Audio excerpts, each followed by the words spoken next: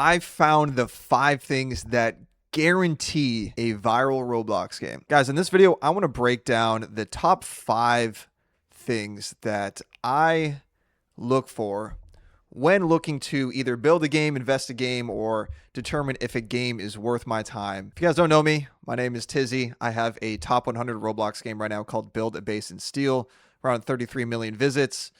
This data hasn't updated. It actually peaked at 60K last Saturday during admin abuse. You can see it's number 81 on most popular, number 10 on up and coming, etc., etc. And that's why I feel like I'm credible to help you guys with this information. Now, without further ado, let's get straight into this, okay? What is the first thing that determines if a Roblox game is guaranteed to go viral? And for me, this is what's also been taught to me from a guy named One Cole. Shout out to Cole. And that is the idea clickable? Okay, what's the core fantasy of this game? Now, the way I like to think about this, dude, is I picture 7-year-old kid. He's trying to fall asleep at night, right? And kids have such a wild imagination, right? And he's trying to fall asleep at night thinking about all these different wild scenarios. Most common scenario is there's a monster in my freaking closet, right? We all thought there was a monster in our closet when we were kids. Kids have a wild imagination, and what we want to do is give kids, or just players in general, doesn't have to be just kids, the opportunity to fulfill their fantasies through our game. So if we look at this game that blew up recently, Animal Hospital, what is the actual fantasy here? What is that kid thinking about when he's trying to fall asleep at night? He's thinking, what if there was a hospital, but instead it was run by animals? Okay, that's a kid's fantasy.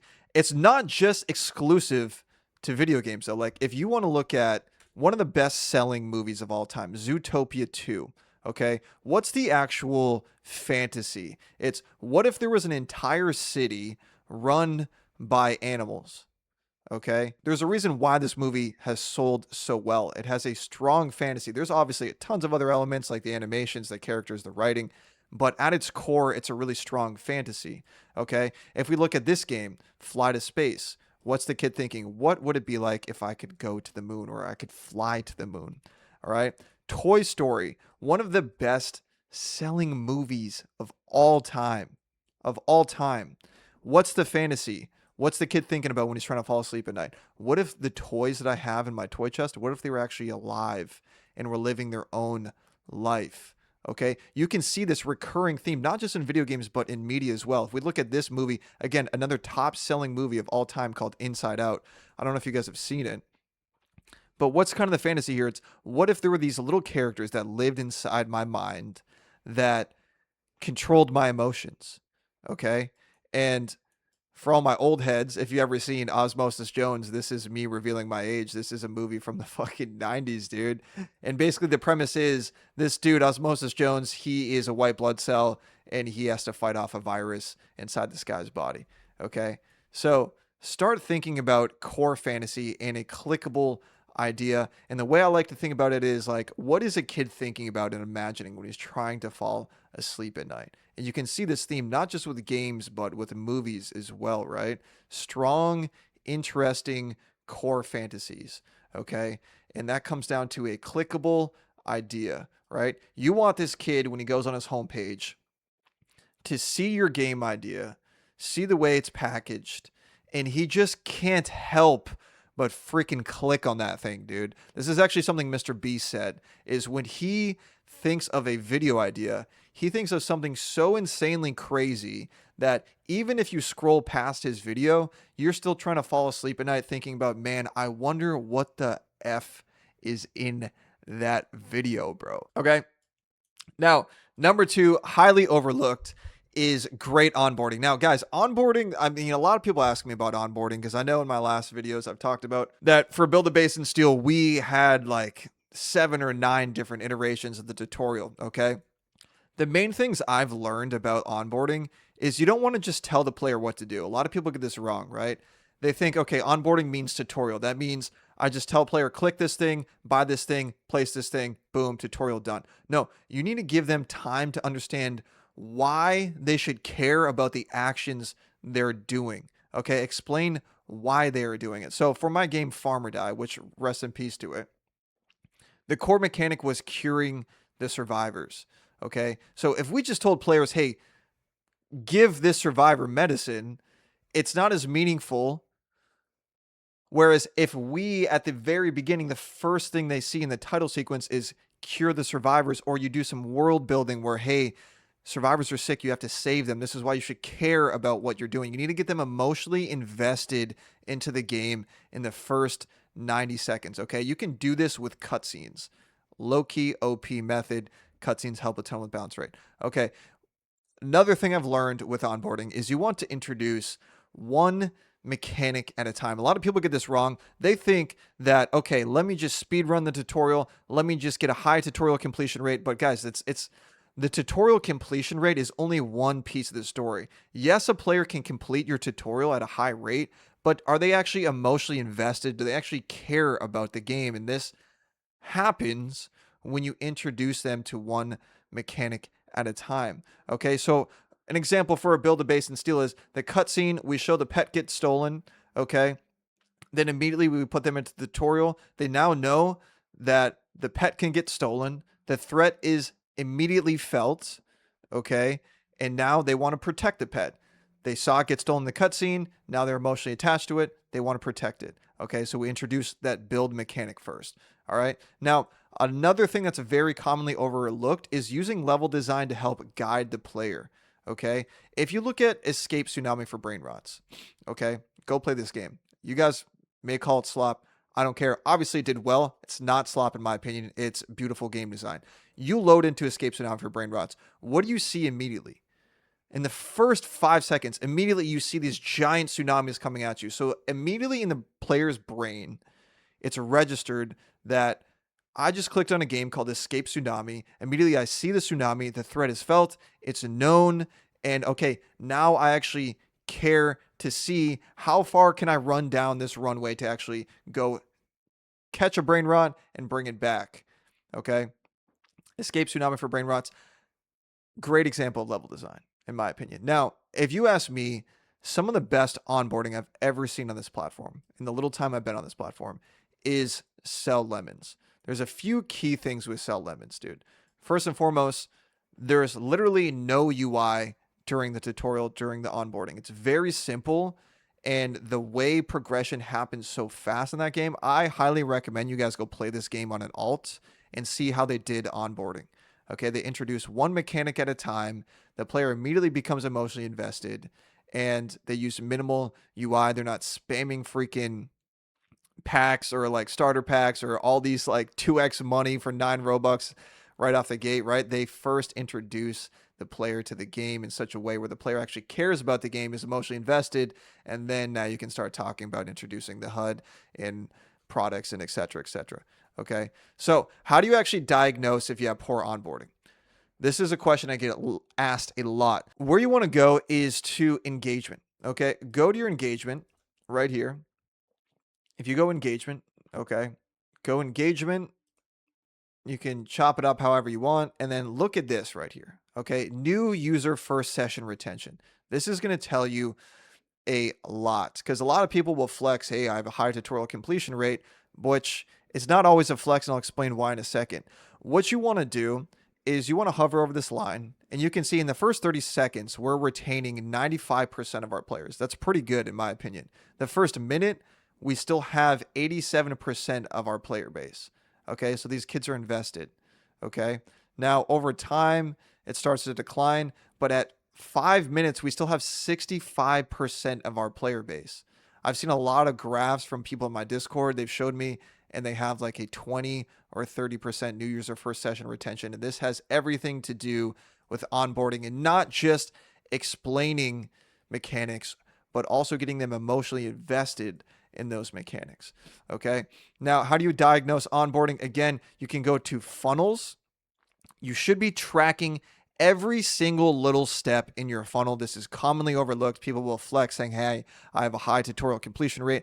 But, bro, look at our funnel, for example. Okay. We have open gear shop is one step. Bought a bat is the next step. Close the shop is the third step. A lot of people will chunk this down as just one step. They'll just be like, bought gear from shop. But no, you want to track every single little step to see where the friction is actually happening. And better yet, slice and dice the data in such a way where you can sort by device, dude, because a lot of people, they'll have a game that has great tutorial metrics, but absolutely ass on console. People overlook console all the time, by the way. I said this in previous videos. Don't overlook console, bro. Console players play for a long time, and they play often, and they play a fuck ton, like I said.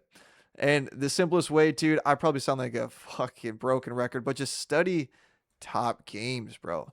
Play your game on mobile, play it on console, especially mobile, and see how much friction it costs on mobile. There's a recent game I reviewed. I know immediately that it's not going to do well simply because of the friction that is on mobile. There's certain mechanics that are a little clunky. It's not intuitive. I don't know where to tap on the screen. There's all these little details add up to create a frictionless experience that makes for great onboarding. So it's not just introducing and teaching the mechanics, but also getting them emotionally invested in progression and the game itself. Okay, and there's a lot of different ways to do that. We talked about an example from Escape Tsunami where they used a level design to get the player emotionally invested. Sell Lemons did some hacks without showing the UI directly, right? There's different ways to chop this up. Okay, so what you want to do is look at these top games and ask yourself why they did this and not just copy the game one for one, bro. Like, don't just copy the game one for one, but copy the functionality, not the style.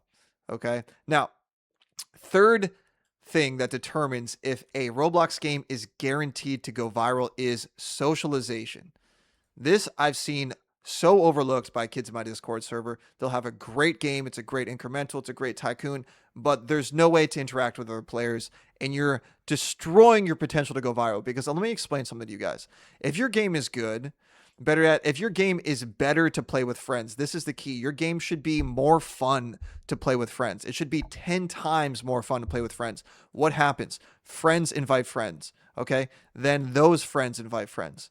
And then those friends invite friends. And then those friends invite friends. And then those friends. And all of a sudden, you've created this flywheel effect where your game is naturally going viral through word of mouth. This kid goes to school. He's showing his friend on the bus to school. He's like, look at this game. His friend's like, yo, that game looks so cool. His friend hops on the game after school. Then he tells his friend. Then he tells his friend. Dude, this is such an underrated way to go viral, is just design a game in such a way where socialization and interaction with other players is part of the core loop. Okay, you look at 99 Nights. That game is infinitely more fun with friends. Okay, a little hack is obviously leaderboards. This one's pretty known. It's not even really a hack, dude. But leaderboards, that social flex element I've talked about in a lot of videos.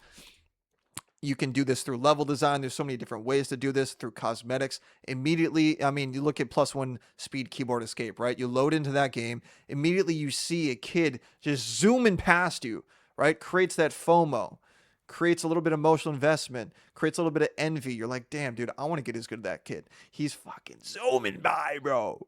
He's fast as fuck, boy. Okay? Socialization. Do not skip this part. Ideally, okay, you look at a game like Missiles versus Cities. Again, ideally, interaction with other players is part of the core loop, bro. The way it's designed, this, in my opinion, starts from the actual initial design of the game. Okay, number 4, simple mechanics with tons of depth. Let's look at Build a Plane, right? What is Build a Plane? Voxel block building, okay? One simple mechanic, tons of depth. Tons of depth, because if you look at, and I'm going to get to this in a second. If you look at their community, go look at Build a Plane on TikTok, dude. Okay. Tons of videos of kids that love this game talking about this is how to make a freaking fighter jet in Build a Plane. This is how to make a helicopter. This is how to make et cetera, right? All this depth from this one mechanic, and it's also very community driven, which we're going to get into in a second. But simple mechanics, tons of depth. What's Brookhaven, right? Role-playing game. Okay? You role play, but every single time you log into this game, you can role play as someone else. Okay? I don't know much about role play, but so I'm not going to speak much on it. But from my understanding, you log in, you can be whoever you want. Every single session is new. Every single session is different. Same thing with Build a Plane. You can build a new plane every single time. Build a boat for treasure. You can build a new boat every single time. Every single session is new, it's fresh, it's different. This is also why PvP can work really well. Okay. You look at 99 Nights. Every single session is different. How far can I get this time? What scary monster am I going to see this time? What new thing can I unlock this time that I didn't unlock that time? What if I do my base like this time versus last time I did it like this, but the cultist got me, and maybe, this time I'll do it like this so the cultist can't get me and I can get a little bit further. All these top games have very simple and easy to understand mechanics that offer a ton of depth. Now, the key here is mobile user experience and accessibility is a must. Okay. Whatever mechanic you choose to be the core of your game that offers tons of depth needs to be very easy to use on mobile. And to be completely honest with you guys, I think this right here is what's limiting Build a Base and Steal. Okay. I think we would be at 100K, 150K CCU right now if the voxel block building wasn't as clunky as it is on mobile. And that's nothing to do with, the way it was developed or anything. The snap to grid system works perfectly. It's just the friction of having to tap your screen so many times to build that base before a pet gets stolen. Okay, you look at Steal a Brain Rot, you don't actually have to build a base. Base is already done. Very easy, simple to use, mobile UX. Okay, same thing with the sandwich game I talked about in my last video. This is a major, major key.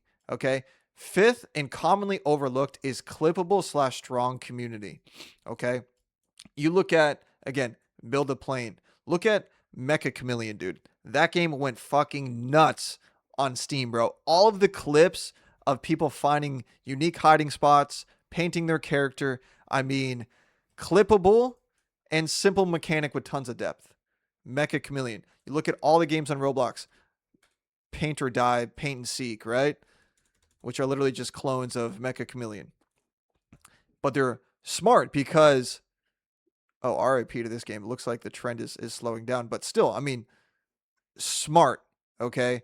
Simple mechanics, tons of depth, and clippable, bro. When you're designing your game, visualize in your mind what it's going to be like for a content creator to actually play the game, okay? For Build a Base and Steal, I watch nearly every single video that a content creator makes in our game, and I take note of the specific moments in the game that they choose to include. And for our game, it's mainly building a cool base or stealing a cool pet, okay? If you can get this right, dude, in my opinion, this is why Build a Plane has been at like 8 to 9K CCU for a couple of years now. It seems like a year and a half, 2 years, because they have such a strong community, and there's kids that are just I mean, look at this, bro. 143K likes on this video, how to build an F-22 Raptor, right? Community-driven content, and it's clippable because of the design choices of the simple mechanics. And shout out to Blaze. This is his game. He's a GOAT. He's a coach inside of our community. So, guys, I tried to take concepts and chunk them down for you to make this understandable. If you can have all 5 things here integrated in your game, you're pretty much guaranteed at least 10K CCU, bro. At least. If you execute these 5 things really, really well, you are without a fucking doubt in my mind guaranteed at least 10K CCU. That's it for this video. Love you guys. Peace.